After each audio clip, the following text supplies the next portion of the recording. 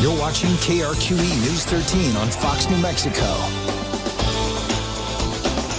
New Mexico has left its story on many moments in history, and the Battle of Glorieta Pass is no exception. Now, 2025, right now, marks the 163rd anniversary of this keystone battle.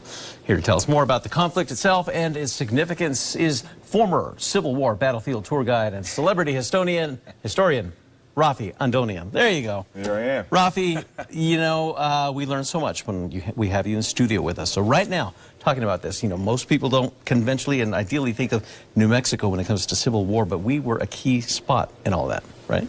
That's right. That's right. You know, why is there a battle out here in the Civil War battle in New Mexico, right? It is a key spot indeed because a neighboring state, Texas, is, of course, a Confederate state. So part of the Confederate states that's rebelling against the United States. And New Mexico at the time is a territory. The map looks a little bit different, but there was reason to believe for the Texas soldiers that came over to New Mexico that there might be some sympathy toward the Confederate cause. There were incidents of that in Colorado, in Utah, Arizona, or what is today Arizona, and even out in California. So they thought if we come through New Mexico, then maybe we can elicit some of that support and get supplies. So that supply chain that was run from El Paso to Fort Union, which they really wanted to take Fort Union, an important piece, to control much of the West and perhaps get to California. So that's how you get the sort of focus on the New Mexico campaign, which eventually leads, of course, to the occupation of Santa Fe by Confederates. The Confederate flag does fly over Santa Fe during this time period,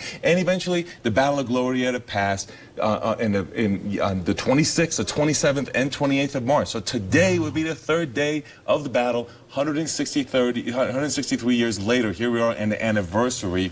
And what's really important about Battle of Glorieta Pass is a battle about that really redefines the supply chain there, because while there's a back and forth on, for example, on day one, the Confederate soldiers get pushed back. Day two, they kind of all reload. But on day three, Confederate soldiers actually pushed Union soldiers off the battlefield, but a group of Union soldiers that had divided actually cuts off their supply line, which forces Confederates to fall back all the way to El Paso and end the New Mexico campaign. So to put you in the frame of mind, when you are driving north on I-25 outside of Santa Fe, you go around that loop of Glorieta before you eventually come out to Las Vegas.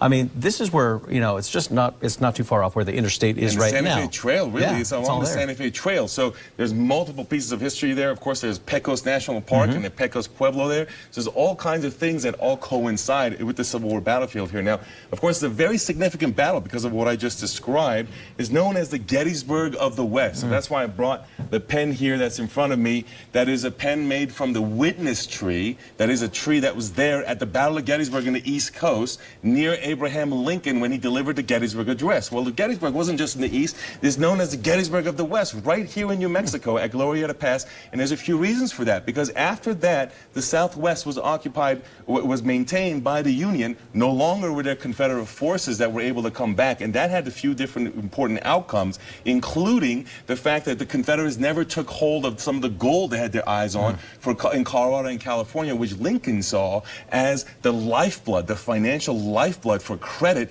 for waging the war. In addition to that, the reason that's important is not just the supplies, but if they had gotten to the Pacific coast, it expands the territory the Union has to fight. It can help foreign recognition, which is something the Confederacy was going for. And very importantly, the Union had a blockade along the Atlantic to block the cotton trade. Well, if they had access to the Pacific with the Confederates, they can export cotton and get more money in, as well as import very important supplies to wage the war. So all of that was riding in the balance with the Battle of Glorieta Pass. Right here in New Mexico and on you can still visit. Yeah. You go to Pecos National Park, you can still visit it today, so you can get a sense of place and check it out. Great museum up there. Raffi, thanks for everything. We appreciate it. For a full recap, we'll have it later on this morning, always on KRQE.com. Stay with us.